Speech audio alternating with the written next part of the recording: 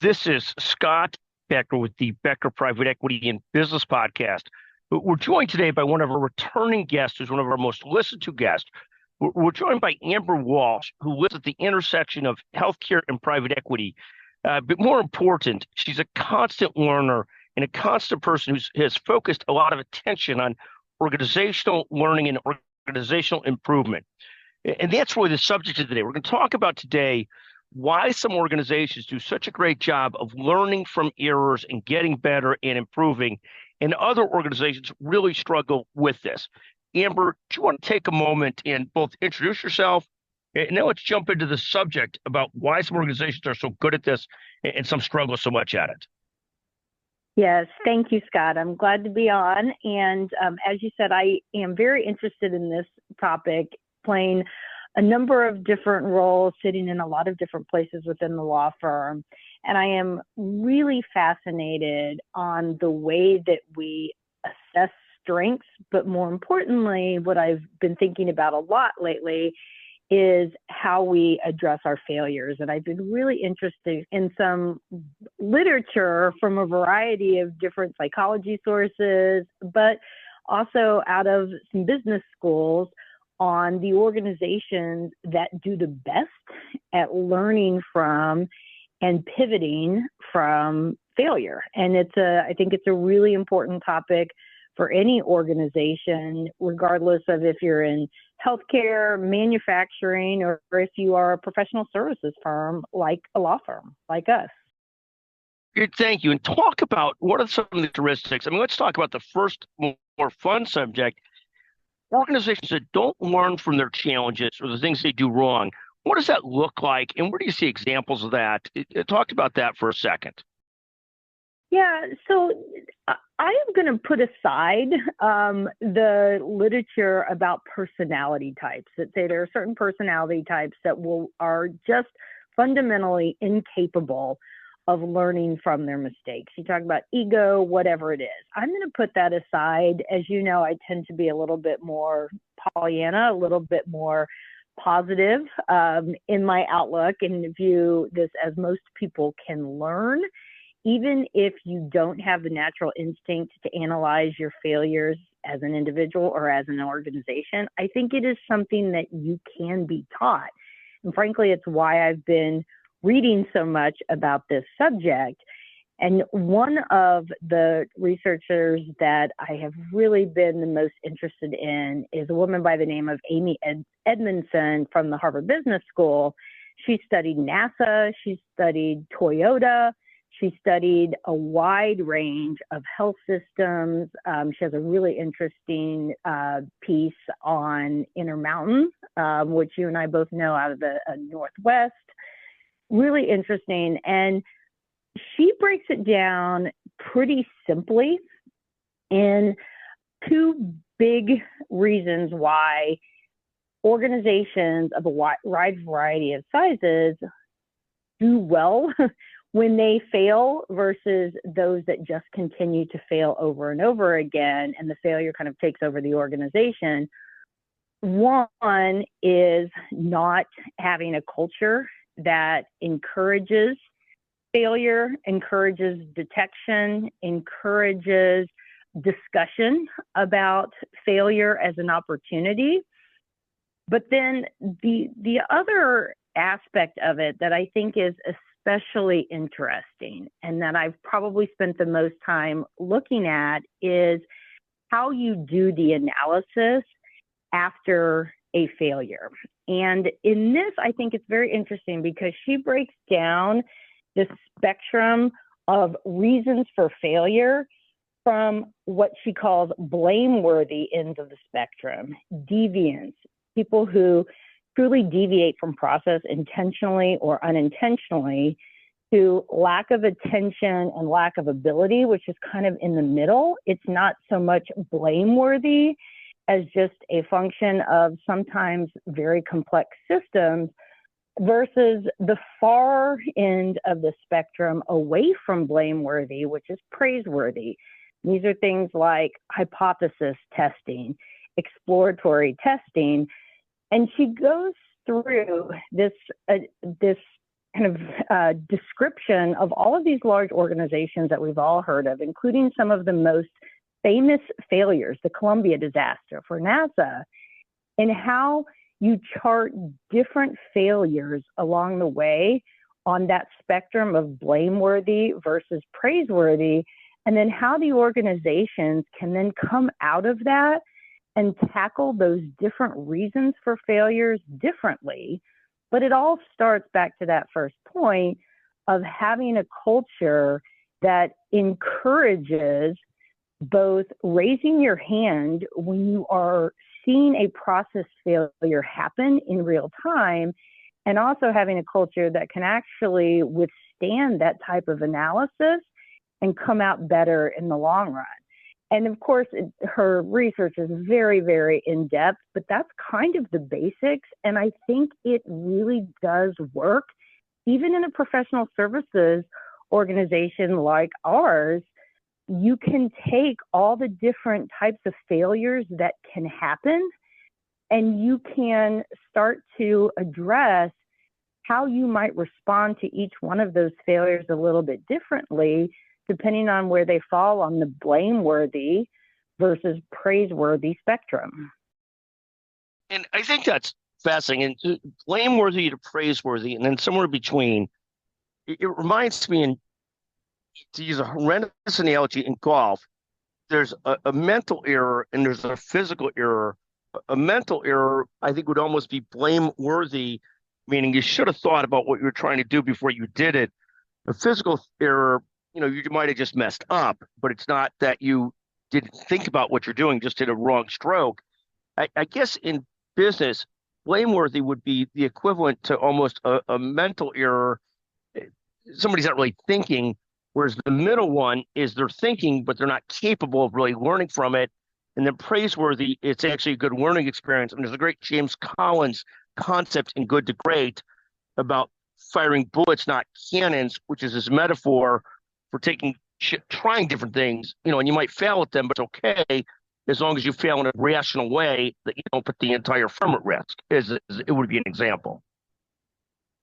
Absolutely. And the way that you just described it there, those are also different ways of characterizing a failure, a glitch.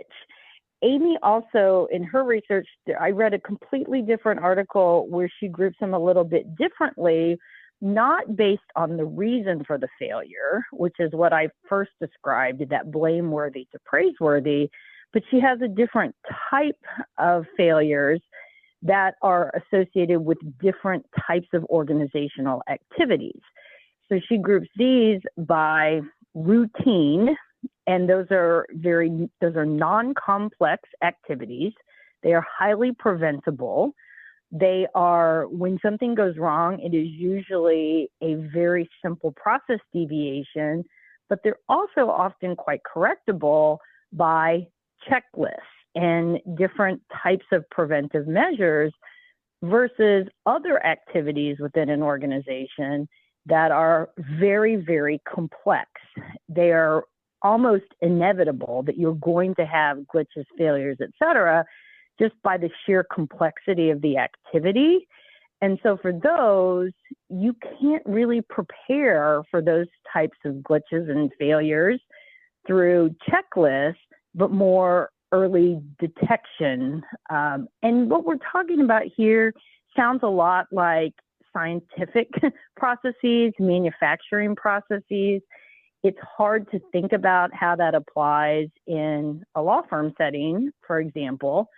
But I think you can, what you really need to be focused on is realizing that there are all sorts of different ways to look at different types of failure. You can characterize them by the cause of the failure. You can characterize them by the type of failure, the magnitude, the complexity of the activity. The point is, no matter what is the scheme by which you're going to characterize the failure, the point is to give you the license and the encouragement and to establish a culture in the organization that you are going to actually do some analysis when these failures occur, and that you're going to set aside the time to go back and really, truly analyze what happened so that you can really make improvements. And I will use the NASA Columbia disaster example, because there's the primary cause, of course, that happens, scientifically, but then there were all the other layers that NASA identified within itself, that it wasn't just that particular process glitch right there on the site. It was some cultural, some bonus focuses, some internal dynamics and politics that they identified as secondary, tertiary drivers for this. And if you are willing to engage in that sort of deep reflection, when little things and big things go wrong, and you set up that analysis on the back end, then that's really what this is all about, is recognizing that there are different types of failures, but also giving yourself the space and the license to do that type of analysis. 100%. And when you see organizations that are great at learning from failures, talk for a second about what that looks like and how you think about that, and any examples that you've seen in practice, either at our own firm or other places, about learning from mistakes or learning from errors. Give us, or your own personal experience, give us a sense of what that looks like when it's done well. Sure, absolutely. So there's an article about, and I think they studied this in B school. Obviously, I didn't go to B school, but I think it's well studied, the Toyota plant floor, where you are encouraged and rewarded for the quick pulling of a trigger, that and-on switch that you pull to say, hey, this doesn't look right coming across the line, and we need to pause, halt, see if we can fix it. That's an example of, in manufacturing, of establishing that it is all of our jobs to fix these things when we see them occur. That would be one particular example. In the law firm, one of the things that we are so heavily reliant on is our deal process task list. And one thing that I'm proud of what we do is our efficiencies at learning in every single deal and rolling it onto the next deal of what went well and what didn't. And I think that a lot of our post-mortem, our post-deal analysis can be, and it will be, improved by a lot of the thinking and reading I've been doing about other organizations learning about their own experiences. But I know that things we already do well are to go back and make sure that the task list and the process and the structure slides that we put together at the beginning of a deal to tell us every single thing that has to happen, that we don't abandon that after the deal closes, that we actually set aside time now, go back and go through every one and identify where it could have been done better, and to incorporate that into the task list, the slides that we use to show our clients how we're going to get from point A to point B. We do it better now. I think there's a lot we can improve on, because one of the things we're doing is we're analyzing ourselves, because that's what we have in terms of resources. That's probably not the best way to do analysis, but at least we are setting aside time to thoughtfully do it after every single deal closes. And so that's just a couple of examples of ways I think we can all learn and help ourselves in this constant effort at improvement. Yeah, no, that's truly an amazing thing, that effort towards constant improvement, that sort of, right, every deal starts with a checklist, a plan, what you're going to do, that there's actually a post-mortem on every deal is such an important thing as to what went right, what went wrong, how do we improve it, how do we get better. And then it gets down to, often, it's almost, it goes back to this physical versus mental error. If you have the right systems in place and you have the right people in place to make sure both go right in anything that you're doing. It's the sort of systems plus the right people. So you got to have the right systems in place, which would be sort of the mental. You've got the right systems in place, and then physical is you have the right people in place to make sure things actually get executed how they should get executed. I think this concept of being a constant learning organization and getting better from the results. I mean, you see that. I see it at Becker's Healthcare, where we've got a team that when something doesn't go right, we can really make the effort to correct it for the next time. And when it doesn't get corrected a couple times in a row, it can be quite frustrating because you really want it done the right way. But I do think part of it is leadership of people like yourself, like Jessica, that just are incredible at learning and adopting and adjusting and being learning organization. I think it's so critical and intent. It's also the drive, the determination to actually want to do things well, to want to make sure they go well. It's important in the leadership, it's important in the organizational culture that people deeply care about doing great work. I think it's fascinating. Absolutely. It is. It's daunting to think about. It is hard to set aside time to do self-reflection and analysis.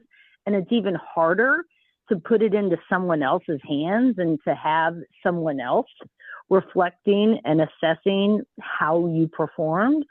But it is so important, this constant strive for being better. It starts with that culture, but it also starts with understanding all these different ways that you can fail and that they can mean different things. They can mean different things at different times. And just having that ability to make the reflection, forcing yourself to do it, and then acting upon it is just so critical. No, we love that. Amber, it's always great to visit with you. Incredibly impressive, and what a magnificent professional and leader. Again, we're with Amber Walsh, the Executive Committee at McGuireWoods. Just fantastic. Thank you for joining us on the Becker Private Equity and Business Podcast. Thank you, Scott.